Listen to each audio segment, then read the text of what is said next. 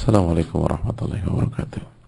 Bismillahirrahmanirrahim. Alhamdulillah wassalatu wassalamu ala Rasulillah wa ba'd. Hadirin Allah muliakan, alhamdulillah kita panjatkan puji dan syukur kita kepada Rabbul Alamin atas nikmat yang Allah berikan kepada kita.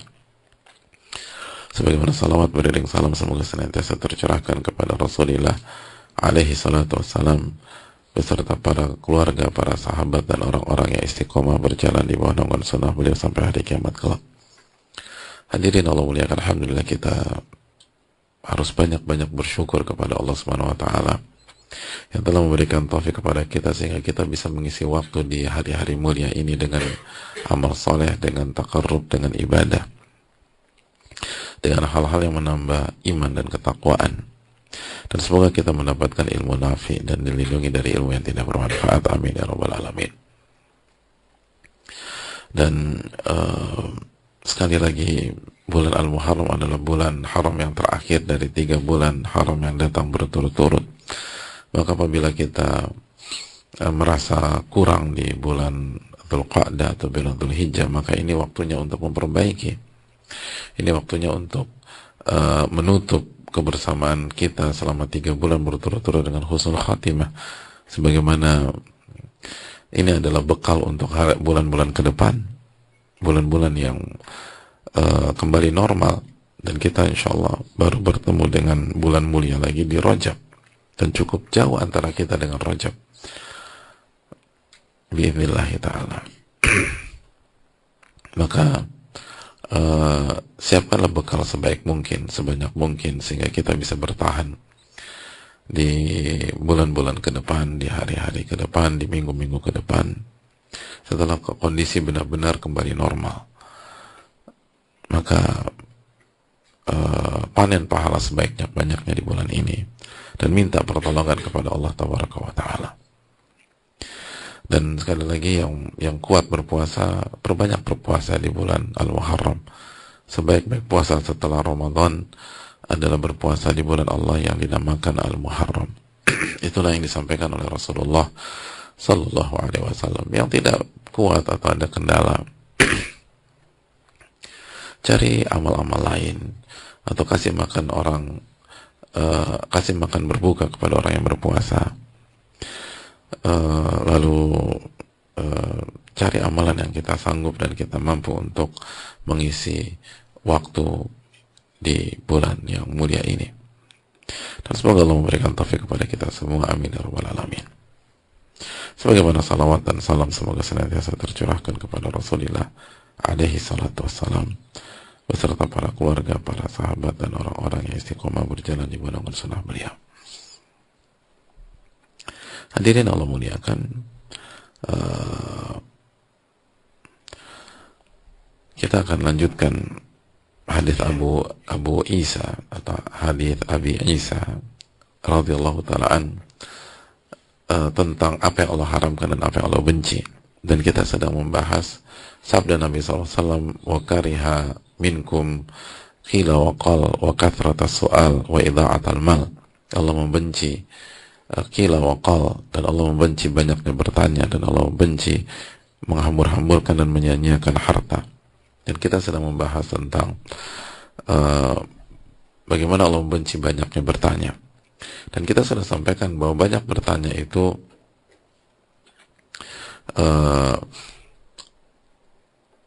banyak bertanya adalah mentalitas penuntut ilmu sejati, sebagaimana testimoni dari Abdullah bin Abbas, bilisanin sa'ul wa qalbin aqul, ketika beliau ditanya bagaimana Anda mendapatkan ilmu sedalam ini, kata Ibn Abbas, dengan lisan yang banyak bertanya dan hati yang banyak berpikir dan mencerna. Namun yang dimaksud banyak bertanya yang positif adalah banyak bertanya sesuai dengan kaidah, sesuai dengan kaidah, pertanyaan yang bermanfaat dan sesuai dengan kaidah para ulama. Dan sebaliknya, apabila pertanyaan kita tidak sesuai dengan kaidah, hanya sebatas banyak bertanya, maka itu tidak terpuji. Dan itulah fungsinya atau pentingnya kita membahas apa yang dimaksud dengan banyak bertanya yang dibenci oleh Allah Subhanahu wa taala. sehingga kita bisa tahu mana yang terpuji dan mana yang tercela, mana yang mendapatkan ridho Allah dan mana yang mendapatkan murka dan benci Allah tabaraka wa ta'ala. Karena kalau Allah sampai benci kita, repot hidup kita, hadirin. Mau hidup di mana kita? Mungkinkah kita dapat kebahagiaan? Mungkinkah kita dapat ketenangan hidup? Gak bisa. Dan pada pertemuan yang lalu kita sudah jelaskan, di antara maknanya adalah minta-minta uang, minta-minta harta untuk kepentingan pribadi, itu dibenci oleh Allah Subhanahu wa taala. Kecuali kondisi darurat. Kalau tidak darurat, sebagaimana dikatakan Imam Nawawi rahimahullah, ulama sepakat itu dilarang. Itu sepakat dilarang. Dan bagi yang mampu bekerja, maka terjadi khilaf, perbedaan pandangan para ulama. Sebagian ulama mengharamkan, sebagian ulama memakruhkan dengan syarat. Jadi bukan membolehkan, tapi memakruhkan. Itu pun dengan syarat. Dengan syarat. Tidak mintanya tuh tidak mintanya syaratnya hanya sekali aja, nggak diulang-ulang, tidak ilhah, tidak merengek. Terus yang kedua, tidak menggunakan cara yang merendahkan diri, karena sebatas memintanya udah merendahkan diri. Apalagi pakai cara yang merendah tambah jadi merendah kuadrat, itu nggak boleh. Jadi itu yang dijelaskan oleh para ulama kita.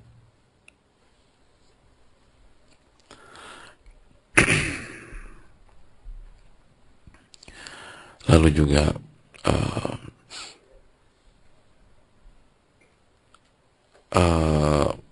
tidak boleh membuat tidak nyaman atau tidak boleh mengganggu orang yang kita minta atau yang orang yang diminta. Nggak boleh membuat risih dan sebagainya. Jadi yang diminta harus senang banget, harus senang, nyaman gitu-gitu. Ya, kalau orang udah nggak nyaman, udah risih, udah nggak suka, itu nggak boleh. Maka haram hukumnya. Itu sudah kita bahas pada pertemuan yang lalu. Lalu juga kita bahas bertanya tentang orang tersebut secara detail, gitu. Secara detail, yang membuat orang tuh nggak nyaman, masuk ke privasi orang, dan kita nggak ada urusannya. Kecuali kalau kita ada urusan, gitu. Seorang dokter tanya ke pasien, ya dia punya urusan. Kalau pasien nggak kasih tahu, dok jangan dok, makanya dokter ngaji lah. Ini dibenci oleh Allah Subhanahu Wa Taala. Ya berantakan semuanya. Ini bukan karena dokter nggak ngaji, Anda yang salah ngaji. Anda baca nggak pakai keterangan para ulama, Anda baca otodidak hadits Nabi SAW. Atau guru bertanya kepada muridnya, gitu loh.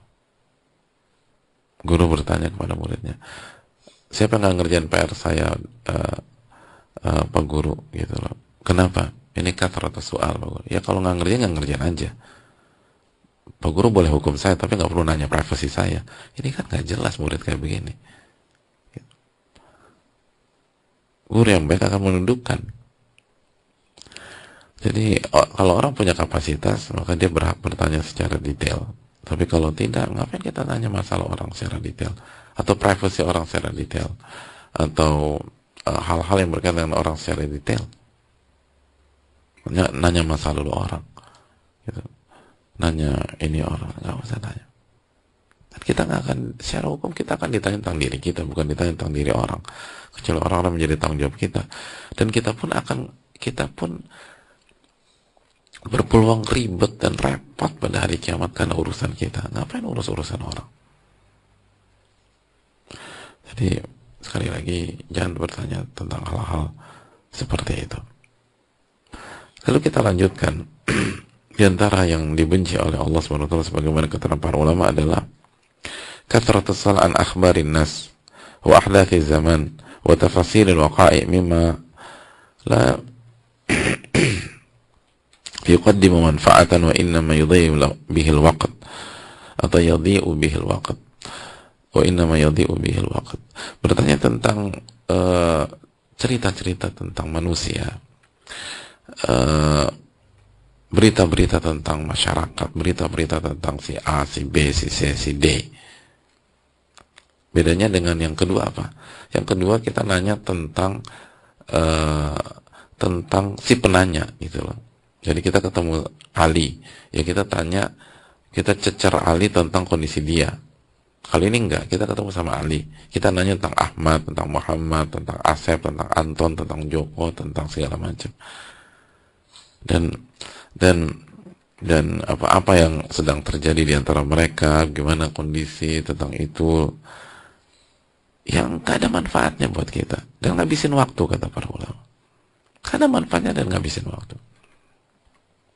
Jadi ada perbedaan antara poin kedua dan poin ketiga. Poin kedua, ketika kita ketemu Ali kita tanya tentang dirinya.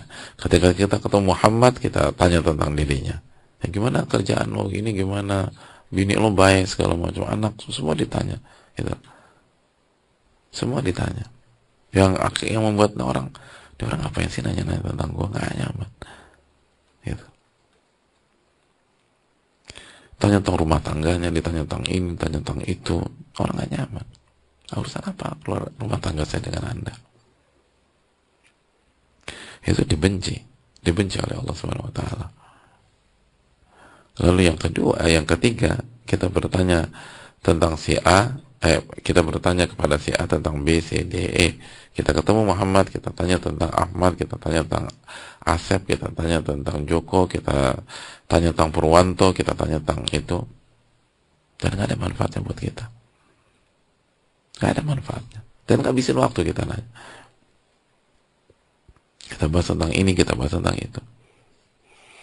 Kecuali kalau bermanfaat, kecuali kalau meningkatkan iman, kecuali memang harus dibahas. Kecuali memang harus dibahas.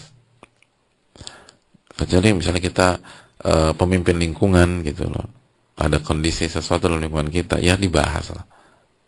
Ya Anda kan Pak RT-nya, Anda kan Pak RW, jangan bilang jangan bahas masalah ini membuat Allah benci sama kita. Ya Anda harus bahas ini, harus ada solusinya. Atau Anda pemimpin perusahaan, Anda HRD, Anda ayah atau suami, ini masalah tentang anak-anak. Anda guru, Anda harus tahu kondisi kelas seperti apa, kenapa si A nggak masuk, kenapa si B nggak masuk, kenapa performa si B, si C turun, padahal awalnya dia murid yang rajin. Tanya sama teman-temannya, ada masalah apa sih ya? Kok 3 bulan ini performanya turun? Itu bermanfaat. Tapi kalau yang dibenci oleh Allah nggak bermanfaat, nggak bermanfaat, nggak bermanfaat, hanya ngabisin waktu. Dan ini PR di masyarakat kita, kecuali yang dirahmati oleh Allah Subhanahu Wa Taala. Orang tuh suka nanya si A, si B, si C, si D, dan nggak ada manfaatnya. Kalau ada manfaat nggak ada masalah. Makanya simpel aja lah hadirin. Sebelum kita tanya atau kita ngejawab, sebelum kita bertanya atau sebelum kita terpancing, coba kita tanya. Kalau Allah tanya saya di hari kiamat, saya bisa jelasin nggak apa motif saya dan apakah saya aman di hari kiamat? Itu aja. Ini Allah kan akan hisab kita. Allah kan hisab kita. Nah kalau Allah tanya, kita bisa jawab apa enggak? Kalau nggak bisa jawab, udah nggak usah nanya, dan kalau dipancing nggak usah jawab. Dan kita punya mental pakai seakan-akan semua pertanyaan harus kita jawab, padahal enggak kan? Gimana? Mohon maaf, itu bukan kapasitas. Kalau Anda mau tahu, tanya langsung aja sama orangnya. Itu bukan kapasitas saya. Oh lu gitu sama enggak, bukan. Itu bukan kapasitas saya. Atau itu bukan urusan saya. Urusan saya udah banyak. Kalau Anda mau bicara, mari bicara hal yang bermanfaat. Anda mau tanya tentang, atau Anda tanya tentang bisnis deh, saya akan jawab. Anda tanya tentang konsep ini, Anda tanya tentang ekspertis saya bisa bantu Anda. Tapi tanya tentang si A, si B, si C, si D, si E, bukan kapasitas. Dan itu dibenci oleh Allah. Saya nggak mau, dosa saya udah banyak udah. Saya banyak salah dalam hidup. Ngapain saya menjawab pertanyaan yang hanya membuat saya dibenci oleh Allah Taala? Dan itu nggak menguntungkan saya juga. Nggak menguntungkan kita. Jadi jangan suka bertanya tentang tentang berita-berita tentang orang lain, kecuali kita memang butuh untuk penelitian, untuk hal yang bermanfaat dan bisa mempertanggungjawabkan di sisi Allah Subhanahu wa taala. Kalau nggak bisa, nggak usah. Hal yang detail-detail, tafasilul waqi', kejadian-kejadian, tapi kita pengen tahu sampai seakar-akarnya, dan nggak ada manfaatnya juga. Ada manfaatnya. Itu hal yang perlu kita camkan, dan bahaya hadirin. Bahaya. Karena kita akan dibenci oleh Allah Tabaraka wa Ta'ala. Itu sangat mengkhawatirkan. Sangat mengkhawatirkan. Dan itu bukan karakternya para sahabat dan orang-orang soleh.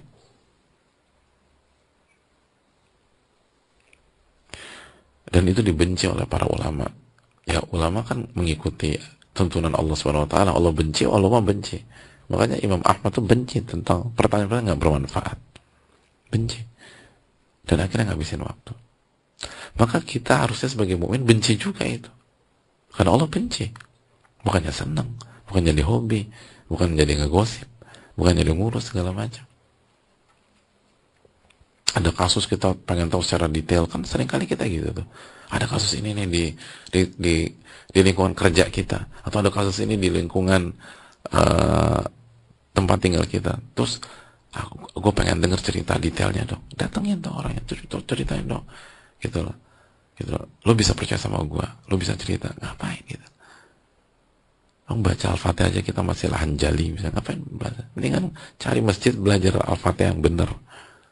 Surat Al-Fatihah kita nggak tahu tafsirnya. Orang kita baca Al-Ikhlasnya nggak ngerti kita apa makna Al-Ikhlas. Surat Al-Ikhlas. Allahus Samad, Anda udah tahu arti As-Samad? Nggak ngerti Anda arti As-Samad.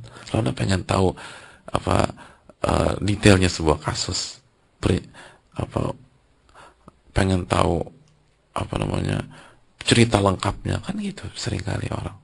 Gue pengen tahu cerita lengkapnya, kenapa dia itu ya? Kenapa dia nggak di situ lagi? Kenapa dia masuk ke sana? Kenapa dia ini? Kenapa dia itu? Kok dia bisa sih nikah sama aku? Pengen tahu cerita lengkapnya.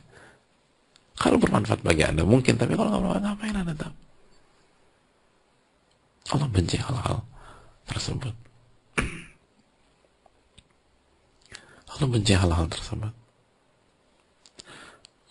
Dan seringkali kan saking ini menjadi kultur di banyak lingkungan kan itu.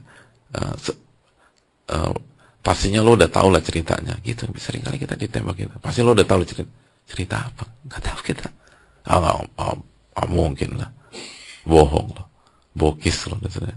Kan banyak seringkali kita dengar. Pasti lo udah tahu lah. Enggak tahu gitu.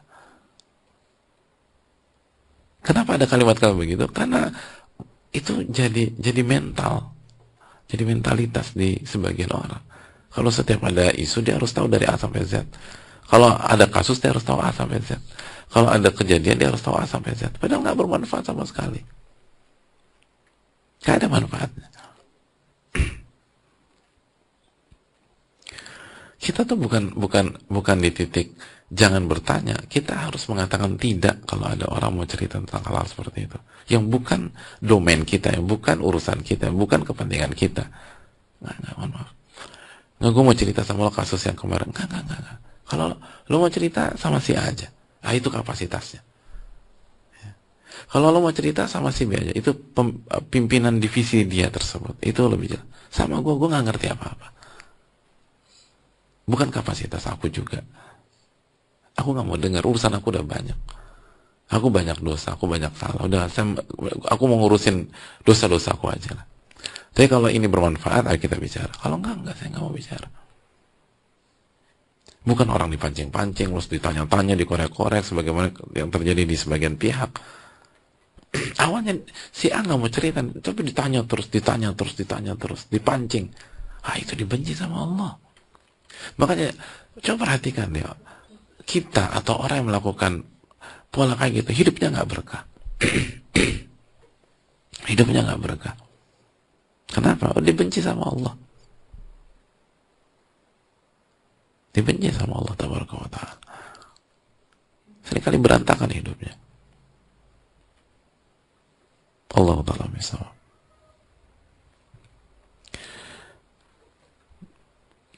Dan itu rentan jatuh pada gibah. Itu kan biasa satu paket udah. Bukan urusan kita. Terus ada kasus-kasus yang kalau orang itu dengar dia nggak nyaman. Karena berkaitan dengan kesalahannya, berkaitan dengan aibnya dan seterusnya. Itu kan gibah. Itu kalau nggak pakai bumbu penyedap. Belum lagi kalau pakai bumbu penyedap, fitnah. Gara-gara cuman kepo pengen tahu kasusnya jadi fitnah. Karena nggak, dan itu kaidah berita. Kaidah berita tuh begitu. Berita itu kalau dari narasumbernya itu 2 kalimat, itu sampai ke kita 2 paragraf hadirin. Tergantung jumlah sanatnya gitu loh. Gitu. Semakin sanatnya panjang, semakin kita nggak dengar dari semakin sanatnya nggak ahli kalau dalam kita dengar dari orang ketiga itu bisa 2 paragraf. Dan dapat dari orang keempat itu bisa 5 paragraf. Dapat dari orang ketujuh itu bisa 10 paragraf itu berita. Itu filosofi berita tuh gitu.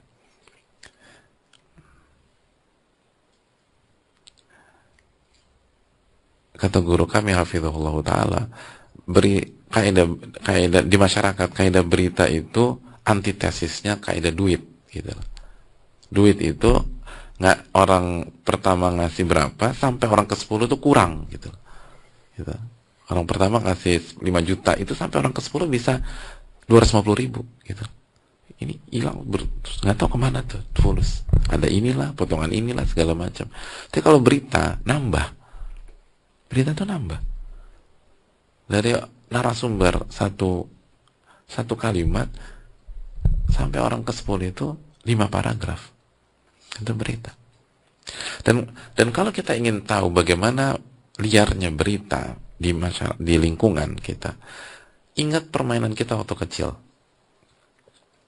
Waktu kecil tuh kita main ini nggak bahasanya apa sih? Bukan. Ya antum tuh substansinya lah ya, nggak, karena saya nggak tahu apakah permainan itu punya nama baku apa enggak dan sudah dipatenkan atau belum, saya nggak tahu apa sih namanya. Hah? Koda misik.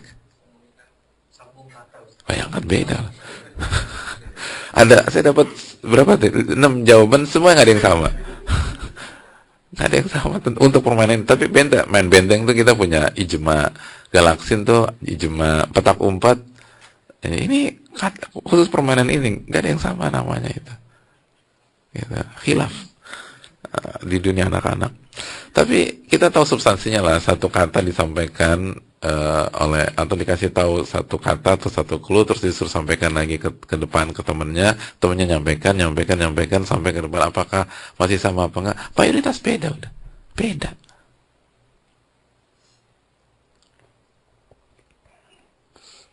Gitu loh. Mayoritas beda. Itu bedanya tuh bisa dari sama sumur gitu loh. Bisa jadi timur dan barat. Nah kalau itu di satu majelis, satu tempat kan, permainan kan satu tempat kan, terus satu majelis, satu waktu gitu kan, nggak ada. Gue pulang dulu ya, besok kita sambung lagi gitu. Misalnya sampai anak ketiga bubar, terus besoknya nyambung lagi dari anak ketiga, keempat, kelima, kan nggak ada orang main begitu. Jadi satu tempat, satu waktu, dan nggak ada motif jelek. Secara umum, ya anak-anak kita polos-polos gitu loh, nggak ada yang ingin. Emang antum waktu main permainan itu sudah ngerti teori konspirasi gitu? Gue mau buat konspirasi ya. Kan ada kita anak-anak kecil polos-polos gitu. Itu aja berubah haluan. Gimana masyarakat yang semuanya ada? Dan beda waktu, beda tempat gitu. Terus anak kecil tuh fresh, daya ingatnya masih kuat gitu. Ini kita bicara berita tentang orang surat An-Naba nggak hafal-hafal gitu. An-Naba hafal, masuk An-Naziat An-Naba lupa. Lalu An-Naziat masuk Abasa, An-Naba An-Naziat lupa. Seperti itu jadi perawi hadis dalam tanda kutip. Seperti itu menjadi perawi berita dan cerita serta masalah di masyarakat. Ya hadisnya maudhu lah hadirin. Belum lagi ada bumbu, emang sengaja, ada yang hasad, ada yang hasut, ada yang sengaja nambahin. Gimana berantakannya itu berita di masyarakat. Ila man rahimah rabbuh. Lalu Anda mau masuk ke dalam hal itu, Anda mau pengen tahu segala macam, ya Anda jadi korban. Dan di hari kiamat Anda dihisab sama Allah, selesai. Anda dituntut sama nama-nama yang Anda sebutkan dan nama-nama yang Anda dengar. Karena dia nggak ridho. Dan hari kiamat kesempatan nyerang Anda. Karena dia butuh pahala Anda. Jadi sekali lagi hati-hati dalam masalah ini. Hati-hati dalam masalah ini. Ini nggak mudah. Jangan masuk ke berita-berita orang. Dan belum tentu benar juga. Dan mayoritas bumbu sekali lagi. Jadi itu kaidah. Kalau itu yang terjadi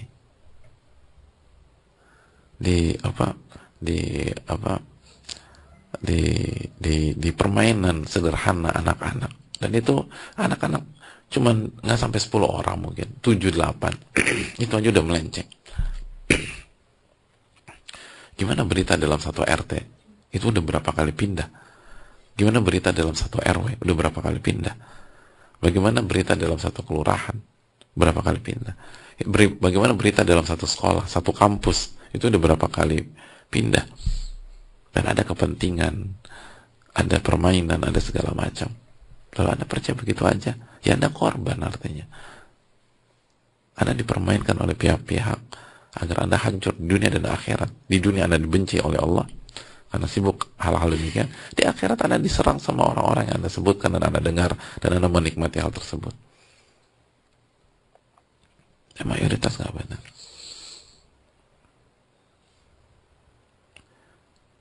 Mayoritas tidak benar. Wallahu ta'ala alam bisawab.